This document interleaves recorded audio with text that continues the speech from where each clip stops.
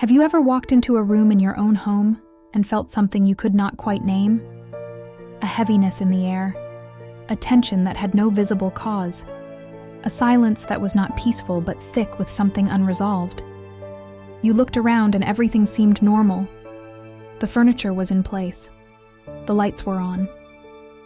And yet, something felt wrong, as if the walls themselves were holding on to something that should have been released long ago. If you have ever felt that, you are not imagining it.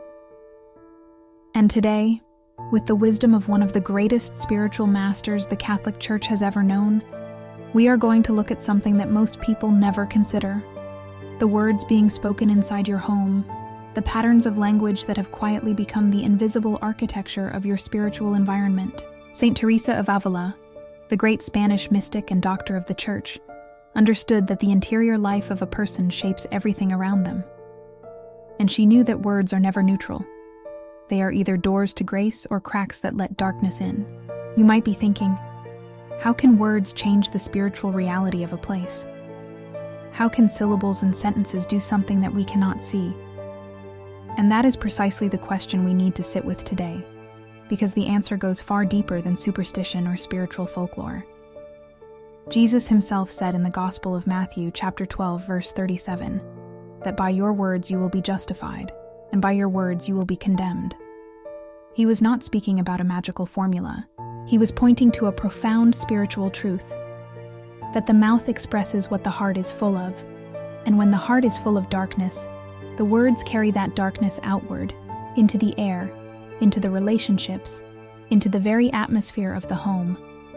Saint Teresa of Avila, who spent decades studying the movements of the soul, who wrote masterworks of interior life like The Interior Castle and The Way of Perfection, understood this truth with extraordinary clarity.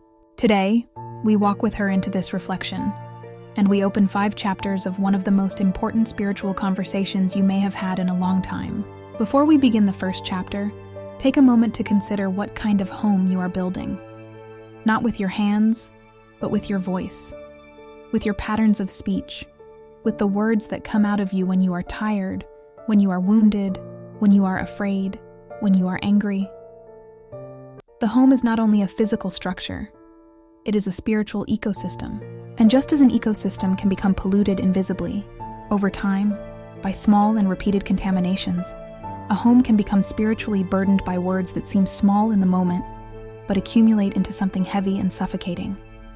This is what Saint Teresa meant when she warned her sisters about the importance of interior vigilance.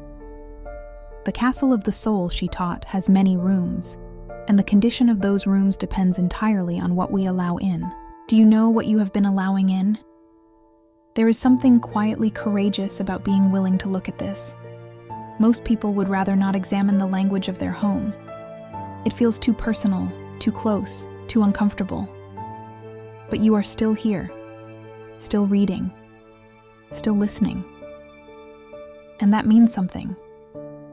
It means that somewhere inside you, there is a desire for your home to be different, to be lighter, to breathe with a kind of peace that the world cannot manufacture. That desire is not a coincidence. Saint Teresa would say it is the voice of the soul, which was made for God and will not rest until it rests in Him. And the first step in that rest begins not with grand gestures, but with simple, daily, unglamorous vigilance over the words we speak inside our walls. What follows is not a condemnation. It is an invitation to look honestly, to begin again, and to let grace do what only grace can do. The first word is one that most of us have used, perhaps even today. It is the word hate. It comes out quickly, sometimes in jest, sometimes in genuine anger, sometimes as a careless expression of frustration. I hate this. I hate being here. I hate you. We tell ourselves it means nothing, that it is just a way of venting, that everyone says things like this. But Saint Teresa of Avila, in her writings, returned again and again to the centrality of charity as the foundation of the interior life. In The Way of Perfection, she wrote to her sisters with great insistence that love of neighbor is not optional for the soul that seeks God. It is the very road by which the soul travels toward him. When hate becomes habitual language in a home, even as exaggeration, even in jest, it does something to the interior atmosphere that is not neutral. The first letter of John, chapter 4, verse 20, makes this unmistakably clear. Anyone who says they love God but hates their brother or sister is a liar. That is not gentle language. That is prophetic directness. Think about what happens inside you when hate becomes a daily word.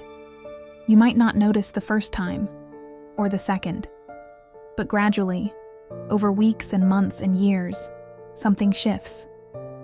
The heart begins to accept harshness as normal. The tongue grows accustomed to violence of expression. Children who grow up in homes where hate is casually spoken learn, without anyone teaching them explicitly, that this is simply how people talk, that this is the emotional vocabulary of relationships. And what they inherit is not just a pattern of speech.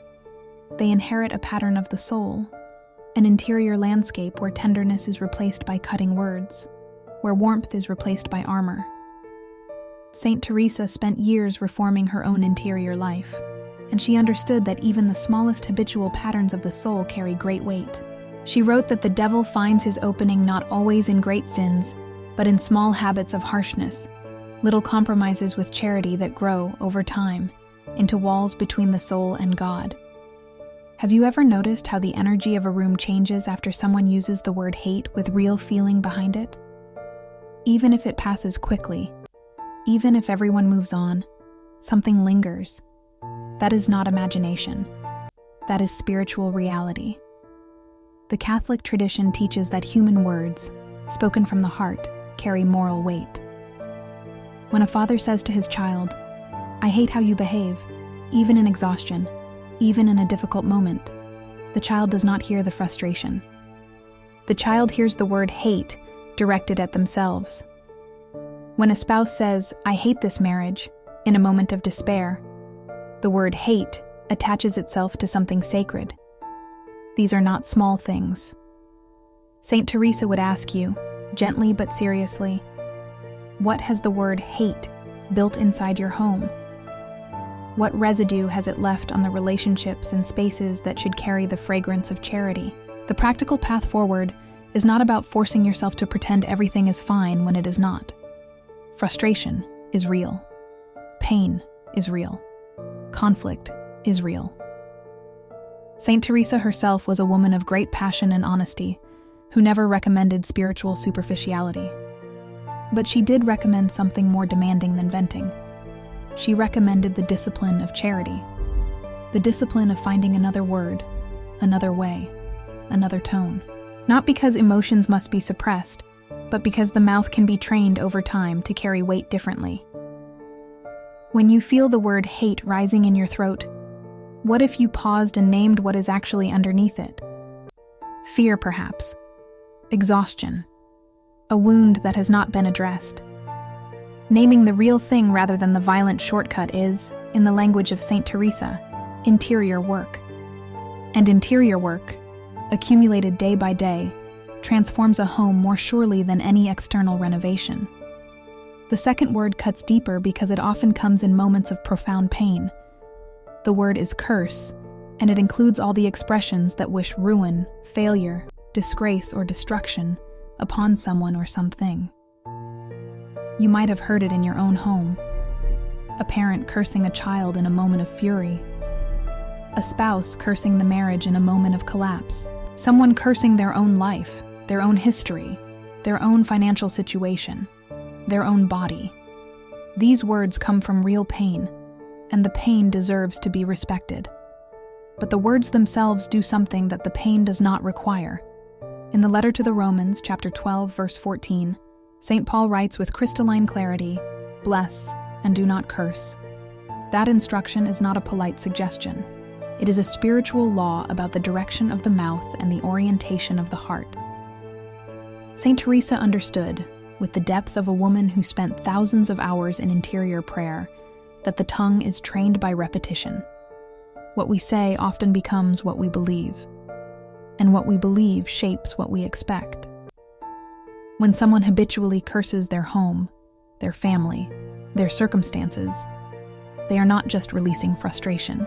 They are building an interior architecture of bitterness, a way of interpreting reality that expects darkness and interprets everything through that expectation. The curse does not work like a magical spell, but it works like a spiritual posture. And a posture, held long enough, becomes a permanent shape. Saint Teresa warned her sisters repeatedly about the dangers of a tongue without interior discipline, not because speech is more important than action, but because speech and soul are intimately connected. The tongue undisciplined is almost always the sign of a soul that has stepped away from the silence of God. There is something particularly devastating about curses spoken over children or over the family unit itself. When a parent, in a moment of rage, says something like, "This family is cursed," or "You will never amount to anything," they are planting something in the spiritual soil of that child's interior world that may take years to uproot. The Catholic Church has always taken the spiritual weight of words spoken over children with great seriousness, precisely because children have not yet developed the interior defenses that allow them to separate the word from their own identity. What is pronounced over them, they absorb. And if what is pronounced is curse, bitterness, condemnation, the soil of their soul receives exactly that. Saint Teresa, writing about the interior life in the interior castle, described the soul as a castle of extraordinary beauty.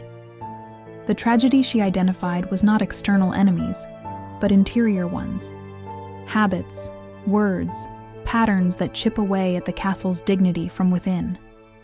The path of healing from this word begins with what the Catholic tradition has always called blessing. The opposite of a curse is not simply the absence of curses. It is the active presence of blessing. To bless is to speak goodness over something or someone, to invoke God's favor, to orient the mouth toward grace rather than ruin. Saint Teresa would lead you into a simple but profound practice, the practice of blessing your home out loud, blessing your children by name, blessing your spouse, blessing the rooms of your house, not as a magical ritual, but as a reorientation of the heart. The mouth that learns to bless first has to do the interior work of releasing bitterness. It has to choose, in the presence of pain, to speak life rather than death. This is not weakness. It is spiritual heroism. And it begins with the decision, made in one quiet moment, to speak differently starting today. The third word is perhaps the most spiritually dangerous of the five, precisely because it wears the disguise of realism. The word is despair, and it comes in many forms. There is no point. Nothing will ever change. God has abandoned us. This family will never heal. I have tried everything and nothing works.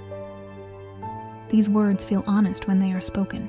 They feel like the accurate description of a situation that is genuinely hard, genuinely overwhelming, genuinely beyond human capacity. And in that sense, they deserve compassion. The Catechism of the Catholic Church, in paragraph 1818, teaches that Christian hope is not optimism. It is a theological virtue, a participation in the very life of God, who is the source of all that is hoped for. And when despair becomes the dominant language of a home, it is not just a mood, it is a theological problem. Saint Teresa of Avila knew darkness from the inside.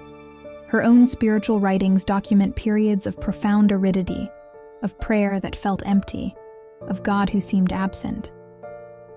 She wrote about these experiences with remarkable honesty, refusing to pretend that the spiritual life is always luminous and warm.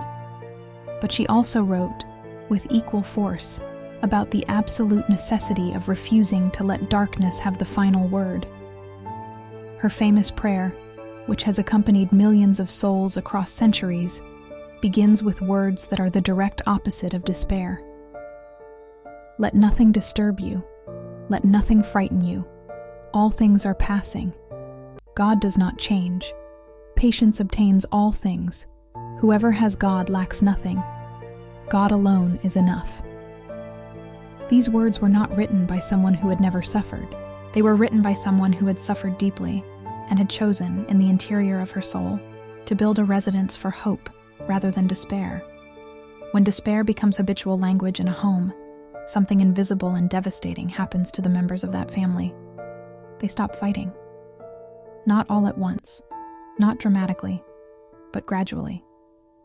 They stop praying with expectation. They stop believing that change is possible. They begin to interpret every difficult moment as confirmation of the narrative that nothing works, nothing changes, nothing will ever be different. Children raised in this atmosphere learn, again without anyone teaching them explicitly, that the universe is fundamentally unresponsive to hope. That prayers go unanswered. That God is either absent or indifferent. And when they carry this into their own adult lives and their own future homes, the pattern continues. This is the generational weight of despair. It is one of the most effective ways that spiritual poverty passes from one generation to the next, without anyone noticing the transmission. The remedy that Saint Teresa would offer is not false positivity. She would never tell you to pretend the darkness is not there. What she would tell you is this: darkness is not the whole story, and more importantly, darkness is not the final story. The Book of Lamentations, chapter 3, verses 22 and 23, which is one of the most honest books in all of Scripture about profound communal suffering, still lands in this extraordinary affirmation: the steadfast love of the Lord never ceases. His mercies never come to an end. They are new every morning. Great is his faithfulness. The spiritual discipline here is to refuse to let the weight of present circumstances become the sentence over future possibilities. To say, in the face of what is genuinely hard, this is not the end. God is still at work. Mercy is still moving. Hope is not naive. It is the most realistic thing in the universe for anyone who believes that God is real. If the first 3 words feel dark and heavy, the 4th word surprises people because it sounds so ordinary. The 4th word is mine. Not the occasional and normal use of the possessive, but the habitual, centered, territorial use of mine that slowly turns a home from a community into a competition. My money, my space, my rights, my way, my time, my decision. This word, spoken from a spirit of domination and possession rather than communion and gift, has the capacity to erode a family from the inside without anyone ever raising their voice. The letter to the Philippians, chapter 2, verse 4, says plainly, "Do not look only to your own interests, but also to the interests of others." This is not a peripheral instruction. It is at the center of what Christian life in community means. Saint Teresa of Avila made detachment one of the central pillars of her teaching on the spiritual life. In The Way of Perfection and throughout The Interior Castle, she returned repeatedly to the idea that spiritual freedom is impossible for a soul that clings to things, to its own image, to its own comfort, to its own preferences. She observed, with the precision of a spiritual diagnostician, that the soul which insists on mine is a soul that has placed itself at the center of its own universe, and a soul at the center of its own universe has, by definition, removed God from that center. This is not a dramatic heresy. It is the quiet, daily, ordinary heresy of a selfishness that never announces itself as such, but which, over years, builds an interior fortress that grace has difficulty penetrating. The mine that becomes habitual is not just a possessive pronoun. It is a spiritual posture, and a spiritual posture shapes the entire interior landscape. Consider what a home built on mine actually looks like from the inside. 2 people living in the same space, but each defending their own territory. Emotional territory, physical territory, financial territory, relational territory. Children watching their parents negotiate rather than give, compete rather than sacrifice, hold rather than offer. The dinner table becomes a place of calculation. Who gave more? Who received less? Who owes what to whom? The bedroom becomes a place of scorekeeping. The finances become a battleground. Every act of generosity is measured against what was given and what was received. There is no room in this architecture for the pure gift, for the sacrifice that asks nothing in return, for the love that spends itself without keeping accounts. Saint Teresa would recognize this instantly and would say, "Where everything is mine, grace finds no open hand, and closed hands cannot receive what God wants to give." The transformation of this word begins in the interior life, as all real transformation does in the teaching of Saint Teresa. It begins with what she called desapego, detachment, the inner freedom from the need to possess, to control, to dominate. This is not passive. It is fiercely active. It requires the daily practice of choosing to give before demanding, of holding things loosely, of remembering that everything in the home, including the time and energy and presence of the people in it, is ultimately a gift from God and not a possession. Practically, this might mean being the first to offer, rather than the first to claim. It might mean letting someone else choose, not because you have no preference, but because the preference of the other person matters too. It might mean having a genuine conversation about how money and space and time are shared in your home, not as a legal negotiation, but as a spiritual exercise in mutual charity.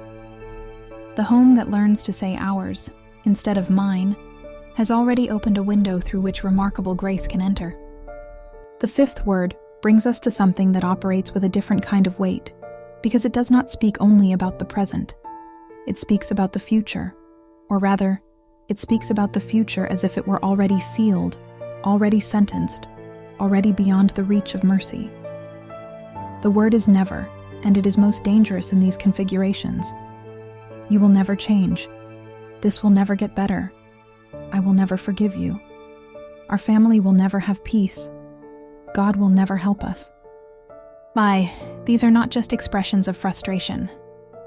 They are declarations. They are attempts to close a door that God has not closed. And in the teaching of Saint Teresa of Avila, who understood better than almost anyone that the soul transforms at a pace that only divine patience can fully appreciate, these words are among the most spiritually violent things that can be spoken inside a home. Saint Teresa spent decades in the slow, patient work of interior reform, both of herself and of the religious houses she founded across Spain. She knew what it meant to wait for transformation that seemed impossibly slow. She knew what it meant to persist in charity toward people who seemed unchangeable. And she would tell you with great gentleness and great firmness, "You do not know what God is doing beneath the surface of a person or a situation." The history of sanctity is full of souls who looked from the outside like impossible cases. Men and women who had been harsh, wounded, addicted to their own patterns, stubborn beyond all reasonable hope. And then, often quietly, often when no one was watching, God moved. Not because the human circumstances changed, but because someone kept praying, someone kept hoping, someone refused to pronounce the word never over a soul that God had not yet finished forming. The spiritual violence of never is that it functions as a prison. When you tell a person you will never change, you are not describing reality. You are constructing a cage. And that person, hearing it often enough, especially from someone they love or depend upon, begins to believe the cage is real. They stop trying, not because change is truly impossible, but because the person who matters most to them has already declared the sentence. Saint Teresa's understanding of the soul was radically hopeful, not naively so, but theologically so, rooted in the conviction that God is not finished with any person until the last breath, and sometimes transformation comes in the last breath. The Book of Lamentations reminds us, "His mercies are new every morning." Every morning, not never, every morning. That is the theological reality inside which Christian speech about human beings must be situated. The practice of replacing never with something that leaves room for God is one of the most profoundly countercultural things you can do inside a modern home. The world around us loves certainty, even negative certainty, loves to diagnose and declare and move on. But the Catholic spiritual tradition, and Saint Teresa's teaching in particular, insists on holding space for the mystery of transformation.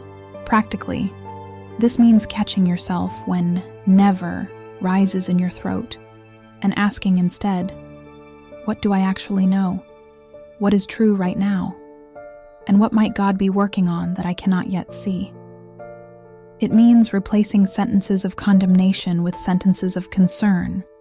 Not, "You will never change," but "I am struggling with this pattern and I need us to address it." Not, "I will never forgive you," but "I am not there yet, and I am asking God to help me get there."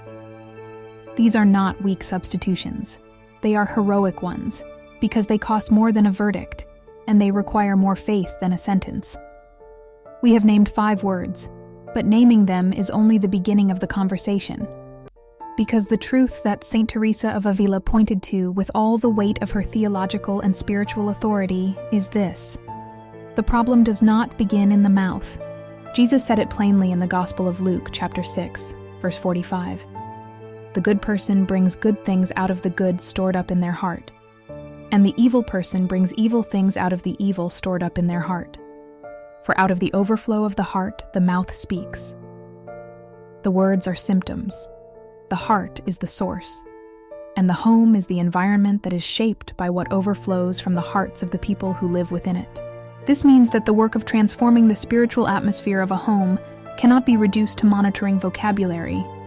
It requires something much more demanding, the ongoing conversion of the interior life. Saint Teresa's entire project as a spiritual writer and teacher was the renovation of the interior castle. She described the soul as a castle of extraordinary beauty, made entirely of diamond or very clear crystal, in which there are many rooms, just as in heaven there are many dwelling places. The problem she identified was not that the castle was ugly. The problem was that most souls never entered it. They lived in its courtyard, in its outer walls, busy with the world, too distracted or too afraid to go inside and discover what was there. And what was there, at the innermost room of the castle, was God Himself, dwelling in the soul, waiting. The words we speak outwardly are, in a very real sense, the sound of whatever room of the castle we are currently living in. Words of hatred come from souls living far from the center. Words of blessing come from souls that have drawn near. This is not judgment. It is geography. The practical implication of this is both humbling and liberating. Humbling, because it means that if the language of your home is full of the 5 words we have named, the answer is not just to change your words. The answer is to begin the deeper work of interior conversion. This might mean returning to a consistent prayer life if you have drifted from one. It might mean seeking the sacrament of reconciliation with a new seriousness and regularity. It might mean finding a spiritual director, someone who can accompany you in the interior journey, the way Saint Teresa accompanied her own sisters. It might mean reading the scriptures daily, not as an academic exercise, but as the nourishment of a soul that is genuinely hungry for transformation. And it might mean doing the honest, sometimes painful work of examining what is stored in your heart. What resentments have accumulated, what griefs have never been properly mourned, what fears have been dressed as certainties and been given too much authority. The liberation in this truth is that if the problem is the heart, and God can transform the heart, then nothing is beyond the reach of what grace can do. Saint Teresa knew this from the inside. She was not a woman who had always been holy. She spent years, by her own honest account, living on the surface of the spiritual life, distracted by relationships and comforts, and a kind of tepid religiosity that satisfied nothing. And then, in a moment of encounter with an image of the wounded Christ, something broke open in her, and she gave herself to the interior life with a totality that produced the great mystical writings we still read today. If God could transform Teresa of Avila into a doctor of the Church, He can transform the language and the atmosphere of your home, not by magic, not by a single dramatic moment, but by the quiet, persistent, faithful cooperation of a soul that decides today to let grace into the rooms that have been closed too long. What happens when grace actually begins to transform the language of a home? This is worth imagining concretely, because too often spiritual teaching stays at the level of problem description without painting the vision of what becomes possible. Think about a home where the word hate has been gradually replaced by the language of specific grievance, where I hate this becomes I am struggling with this, and here is why. Where the willingness to name the actual pain underneath the violent shortcut slowly builds an atmosphere of emotional honesty that is not harsh, but genuine. Children in that home learn something extraordinary, that negative emotions are real, that they can be spoken, and that speaking them does not require destroying the person in front of you. This is the beginning of emotional and spiritual maturity, and Saint Teresa would recognize it as interior progress. Think about a home where blessing has replaced cursing, where the reflexive negative pronouncement is slowly, imperfectly, gradually replaced by the intention to speak goodness over people and situations. Where a parent who is exhausted and at the edge of patience chooses in that specific moment to say, I love you, and I am too tired to speak well right now, so let me take a breath, instead of releasing the curse. Where spouses learn to bless each other publicly, to speak well of each other in front of their children, to say, I am grateful for this person, even in the seasons when gratitude requires effort. The Apostle Paul, in the letter to the Colossians, chapter 3, verse 16, exhorts the early Christians to let the word of Christ dwell among them richly, singing psalms and hymns and spiritual songs with gratitude in their hearts to God. That gratitude, expressed outwardly, in language that is oriented toward blessing, changes the interior landscape of a family in ways that years of conflict cannot undo. Think about a home where hope has been deliberately cultivated as a daily practice, where someone says, perhaps awkwardly, perhaps imperfectly, I do not know how this gets better, but I believe God is at work in this. Where the language of despair, when it appears, is named as despair rather than accepted as truth. I hear that you are feeling like there is no hope, and I understand that feeling. And I also want to remind you that this is not the final word. Where children see their parents refusing to surrender their faith, even in genuinely hard circumstances, not as a performance of strength, but as a choice, repeated daily, to trust a God who has proven faithful across generations and centuries. Saint Teresa would call this the language of souls who have found their way toward the interior rooms of the castle, souls who have been schooled by suffering but not enslaved by it. Think about a home where generosity of spirit has begun to replace the territorial mine, where people still have preferences and needs and boundaries, all of which are legitimate, but where those preferences are held with open hands rather than defended with clenched fists. Where the question, what do I want, is regularly joined by the question, what do we need? Where children see sacrifice modeled, not as martyrdom or resentment, but as the quiet daily choice to love more than you demand. And think about a home where the word never has been retired from its role as judge and executioner, replaced by the language of not yet, and I am still praying about this, and God is not finished with either of us. Saint Teresa of Avila spent her life teaching that the interior life is always in motion, always capable of surprise, always open to the action of a God who is never content to leave a soul where he found it. A home that speaks that language is not a perfect home. It is a home that is alive. There is a moment in the spiritual journey of almost every serious Catholic when the theoretical becomes personal, when the teaching stops being something you are learning and becomes something you are living. When the question shifts from, what does Saint Teresa say about the soul, to, what is happening in the specific castle of my own soul, right now, in this home, with these people, in the middle of the season of life. That moment is not comfortable, but it is holy, because it is the moment when the spiritual life stops being an intellectual pursuit and becomes a real surrender. Saint Teresa called this the beginning of genuine prayer. Not the saying of words, but the willingness to be truly present before God with everything you actually are, not the version of yourself you wish you were. If you have been reading this and recognizing your own home in the words we have named, do not receive that recognition as condemnation. Receive it as mercy. The fact that you can see something means grace is already working in you. The problem is not that you have spoken these words. All of us have.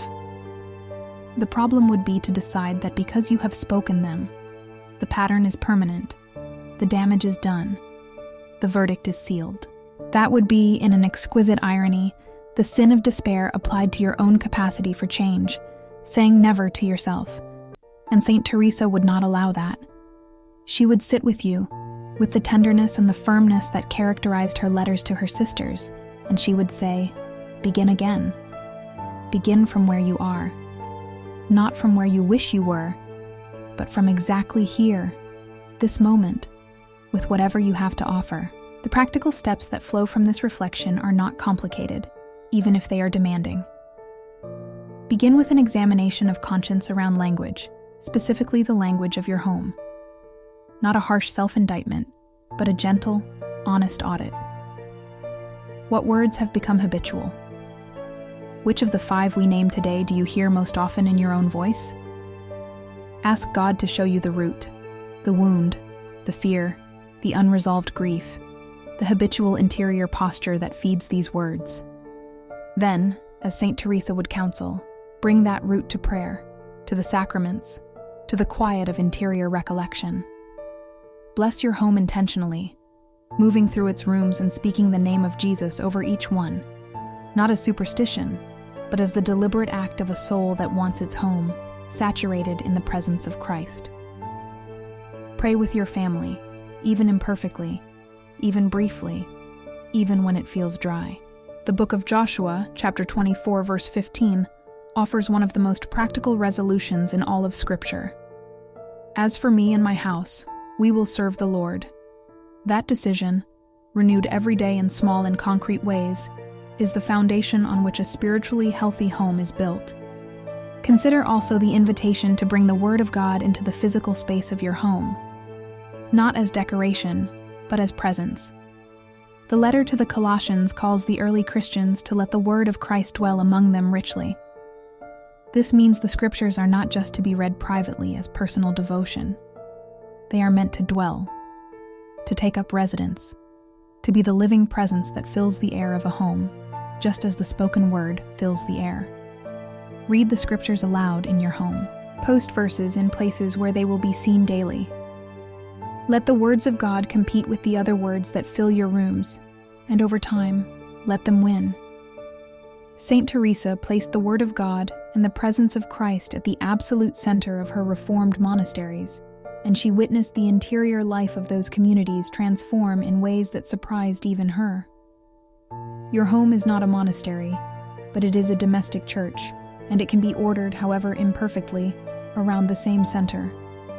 We arrive now at the place where all spiritual teaching must ultimately arrive, which is not the end of a list or the conclusion of an argument, but the threshold of a decision. Everything we have explored together today, the 5 words, the interior roots, the paths of transformation, the vision of what a grace-saturated home can look like, all of it converges on a single question that only you can answer. It is the question that the entire Catholic mystical tradition, and Saint Teresa of Avila at its heart, has always asked with extraordinary tenderness and extraordinary seriousness. What are you going to do with this? Not, what do you believe? Not, do you understand? But what are you going to do? Because the interior life is not changed by understanding alone. It is changed by decision, by the small and daily and repeated act of choosing differently, choosing the harder word, the more generous posture, the hopeful interpretation, the forgiving sentence. Saint Teresa of Avila, the woman who reformed the Carmelite order across Spain in the 16th century, who founded 17 monasteries in the face of enormous opposition, who wrote The Interior Castle at the age of 62 at the command of her confessor when she would have preferred to be resting, who dealt with illness and bureaucratic resistance and misunderstanding from within the Church itself, who never once, in all of her documented writings, allowed the weight of her circumstances to become the final theological word about the goodness of God. That woman knew that transformation is always possible. She knew it not as a slogan, but as a lived reality. She knew it in her bones, in her prayers, in the dozens of souls she accompanied through their own interior renovations. And if she were sitting with you right now, in whatever room of your home you are in, with whatever is heavy in your heart today, she would say, "Do not be afraid." God is not far. He is as close as the interior room of your own soul, and He is waiting, with the patience of eternity, for you to walk through the door. The home that is transformed by this kind of spiritual attention does not suddenly become perfect. The 5 words do not disappear overnight. The interior roots do not dissolve in a moment of good intention. But something begins to shift. Something begins to breathe differently. Children start to notice, without being able to articulate it, that the air in the house feels lighter. Spouses discover that conversations carry less defensive weight. Prayers that were dry begin to moisten, slowly, like soil after the first rains of spring. The spiritual enemy, who has been so comfortable in the atmosphere created by habitual hatred, cursing, despair, possessiveness, and condemnation, begins to find less purchase. Not because he has been dramatically defeated, but because the conditions he depends upon, the spiritual climate he feeds on, are gradually being transformed by the work of grace, operating through human cooperation. This is how sanctity works, according to Saint Teresa, not in spectacular leaps, but in faithful inches. The final word we want to leave you with is not one of the 5 that attract darkness. It is one of the words that Saint Teresa would place in their stead. The word is Jesus. Spoken not as an exclamation, not as a reflex, but as the deliberate invocation of a presence that is real, that is near, that is the answer to every one of the interior wounds that produce the 5 dangerous words. Where hatred lives, Jesus brings charity. Where cursing lives, Jesus brings blessing. Where despair lives, Jesus brings hope that does not disappoint. Where possessiveness lives, Jesus brings the generosity of a God who gave everything. Where the word never has been spoken, Jesus speaks His own word. I am making all things new. That promise is not poetry. It is theology. It is the ground on which the Catholic home can stand.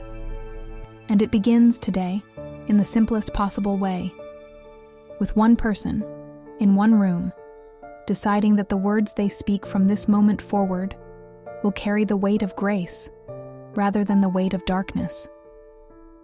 Let that person be you. Let that moment be now. Let that home be yours.